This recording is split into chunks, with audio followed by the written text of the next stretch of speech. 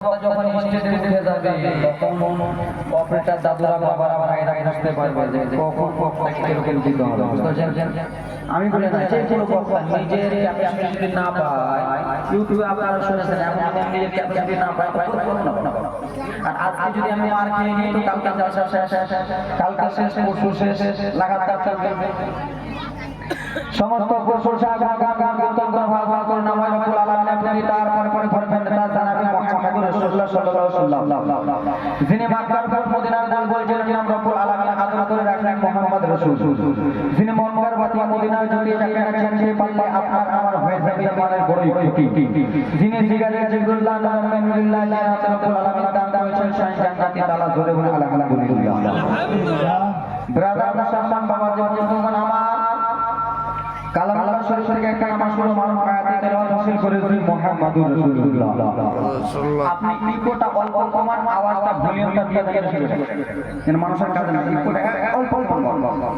তো আমার পূর্বে হযরত আল্লামা মাওলানা মুফতি আলামিন সাহেব কত সুন্দর করে আপনাদেরকে ঘটনা বলতেছিলেন এবং কি হাদিস বলতেছিলেন, তাই তো নাকি?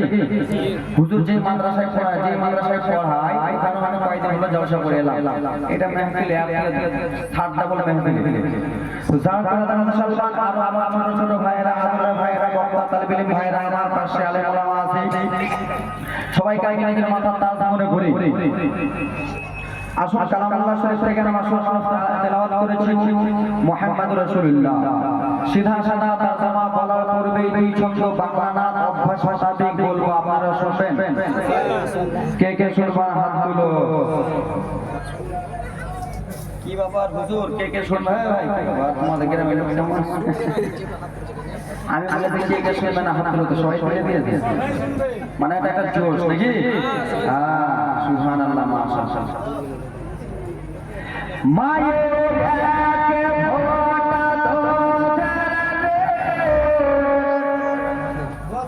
এই বক্স ফোটাও তো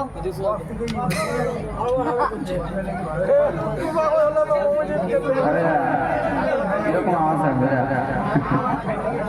হচ্ছে না, মুখে লাগবে নাকি? দেন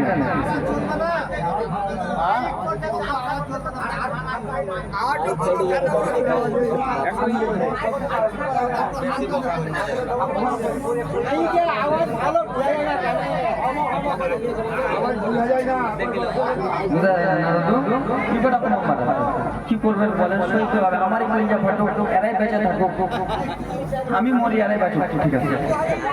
ও মায়ে ইয়াকে ফোঁটা চলবে, এটাও বাধ্য পক্ষে তারিখের গোড়া করে। ও মায়ে ইয়াকে ফোঁটা ধরে সদা হবে না কোনদিন। ও যুবক মায়ের একে ফোঁটা ধরে কাটিয়া রিগিলের চাপ জুতা বানাইয়া দিলে প্রভু সদা ভাবে না দয়াপতি দরদিনে মা মায়া আমার দয়াপতি দরদিনে মা। ও মায়ের ইয়াকে ফোঁটা ধরে কাটিলে সরিলের চাপ।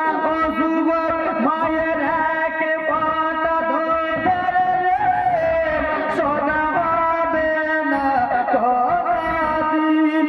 জনম জনম করে করিলে সাধনা দয়াপতি দরদিনে মা মায়া আমার দয়াপতি দরদিনে মা। ধরে বলুন, যাদের মা নাই তারা বুঝতে পারবে।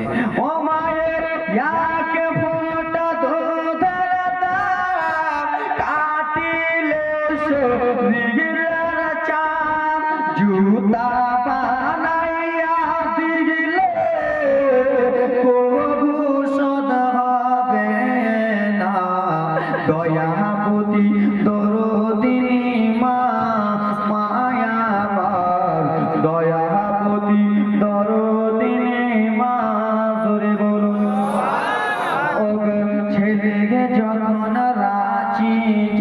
যায় মায়ের কলিজা কাঁপতে রয় কখন আসিবে বেটা ফিরিয়া ওগো ছেলে যখন কলকাতা যায় মায়ের দিলে শান্তি নাই কখন আসিবে বেটা ফিরিয়া ওগো একটি ছেলের দায় কত মাঝে মারা যায় ওগো একটি ছেলের দায় কত হসপিটালে মারা যায় সেই মাকে তো ভুল করে কেউ কষ্ট দিও না দয়াবতী দরদিনী মা মায়া মার দয়াবতী দরদিনী মা ও মায়ের ইয়াকে ফোঁটা দুধের দাম কাটিলে শরীরের চাপ ও শুভ মায়ের ইয়াকে ফোঁটা দুধের দাম শোধ হবে না কোনদিন জনম জনম করে করিলে সাধনা এমন দরদি বাবা হবে আর হবে না দয়াবতী দরদিনী মা চলবে বাবা আমার ইউটিউবে যেরকম শুনেছেন ওরকম হবে কি হবে না বুঝতে পারছি না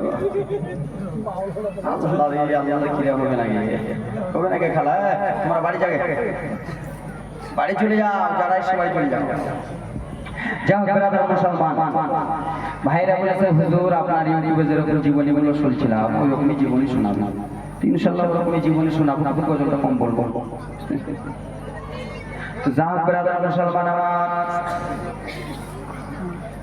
আমার দাদা মুসলমান ছিল আমার বাবা মুসলমান হয়েছে তাই তো আমার বাবা মুসলমান হয়েছে এখন আমি মুসলমান কারণ আমি মুসলমান আছি আমার ছেলে পেলে কখন হবে আমার ছেলে পেলে মুসলমান তাই তো নাকি তা আমরা ইসলাম খানা নিকটে সহজে পেয়ে নিয়েছি তাই তো ইসলাম আমার নবী যা কথা মোতাবিক চলতে বলেন তা মোতাবিক আমরা চলি আমার নবী মুস্তাফার প্রতি এদিক ওদিক আমরা কত কথাবার্তা বলে থাকি না বাবা কিন্তু ব্রাদার মুসলমান জানেন তো আমার নবী যে কথা বলেছে আমরা মানুষ হইয়া উম্মত হইয়া আমরা বুঝতে পারি না চিনতে পারি না কিন্তু বাবা জানেন আমার নবীকে দেখার জন্য গিটি পাথর নদী নালার মাছ জঙ্গলের পশুরাও পাগল ছিল জোরে বলুন তো কেমন পাগল ছিল শুনবেন তো বাবা আমার নবীকে একমাত্র দেখার জন্য জঙ্গলে বাঘও পাগল ছিল জোরে বলুন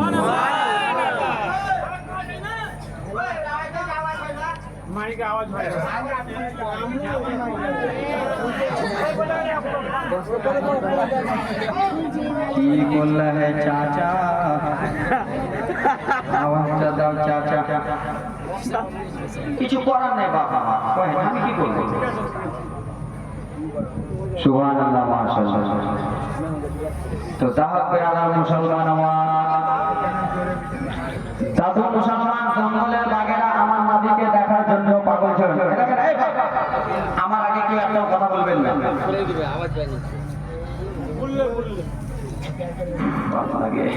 কি ঝামেলা কোনকে খেলা কি ঝামেলা কোনকে আমার নবীকে দেখার জন্য জঙ্গলের বাঘেরাও পাগল ছিল কেমন পাগল ছিল জানেন আমার নবী মুস্তাফা যখন আমার নবী মুস্তাফা যখন মক্কাতে জন্মগ্রহণ করেছিলেন কোথায় নবী মুস্তাফা যেমন জন্মগ্রহণ করেছিল শত শত শত শত ফারিস্তারা নবীকে সালাম দিতে এসেছিলেন জোরে বলুন দাদু আব্দুল মুত্তালিব কাবা ঘর থেকে এসে বলে আমিনা তোমার বেটাকে দেখবো আমিনা ফারিস্তারা বলে আব্দুল মুত্তালিব পিছনে এসেছো লাইনটা পিছনে লাগাও আল্লাহর ফারিস্তা আমরা সমস্ত জিয়ারত করব তারপরে তোমার লাইন মিলবে জোরে বলুন তা আমার নবী মক্কাতে ফারিস্তারা দেখার জন্য দিওয়ানা আব্দুল মুত্তালিব দিওয়ানা তো জঙ্গলের বাঘেরাও দিওয়ানা জোরে ব্রাদার মুসলমান আমার তাইফের বাঘেরা কোথাকার বাঘেরা জীবনটা নিয়েছে বাবা মা আমরা ইন্টিকাল অবধি নিয়ে যাব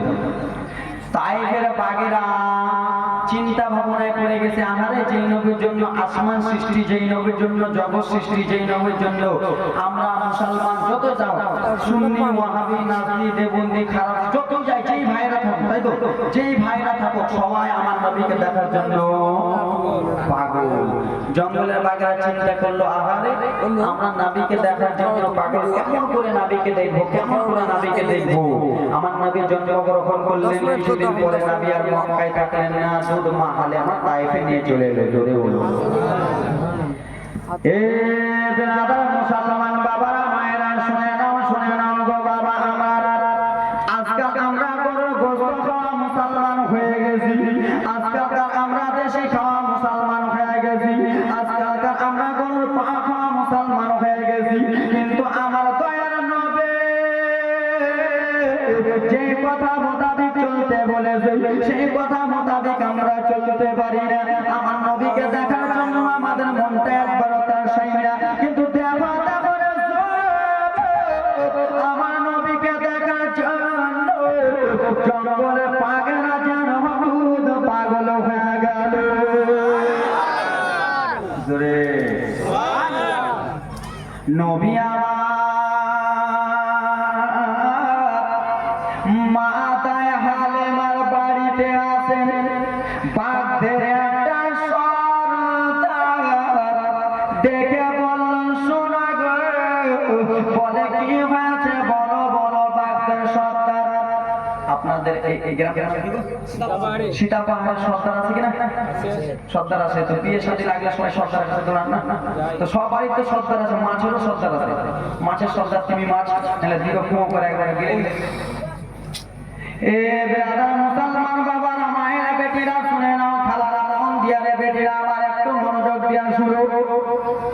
বাঘদের সর্দার দেখে বলল, শোনা গো, বলে কি হয়েছে বলো বলো। বলে শোনো শোনো, যেই নবীকে দেখার জন্য আমরা মক্কাতে যেতাম, যেই হাবিবুল্লাহকে দেখার জন্য আমরা মক্কাতে মা আমেনার বাড়িতে যেতাম, ওই মদিনাতে যেতে হবে না, ওই মক্কাতে যেতে হবে না। ওরে বাঘ বলে, ওরে বাঘের সর্দার বলে, তাহলে আমরা কোথায় যাব নবীকে দেখার জন্য?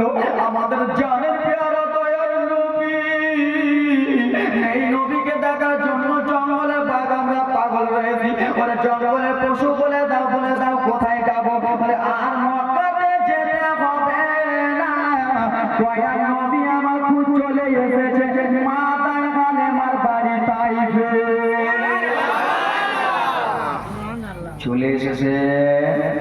তাইফে আমার দয়ার নবী আছে, আর দয়ার নবীকে দেখার জন্য পাগল যারা ছিলেন বাঘেরা, তারা তাইফে আছে। বাঘদের সর্দার বলল, শোনো শোনো গো, তাই হালেমার বাড়িতে যেন আমার দয়ার নবী আরাম করতেছেন, আমার আকা মাওলা নবী আরাম করতেছেন। বাঘদের মধ্যে বলে, শোনো গো, তাহলে আমি একবার দয়ার নবীকে দেখতে যাবো, আমি একবার হাবিবুল্লাহকে দেখতে যাবো, একবার আমি মা আমেনার বেটাকে দেখতে যাবো।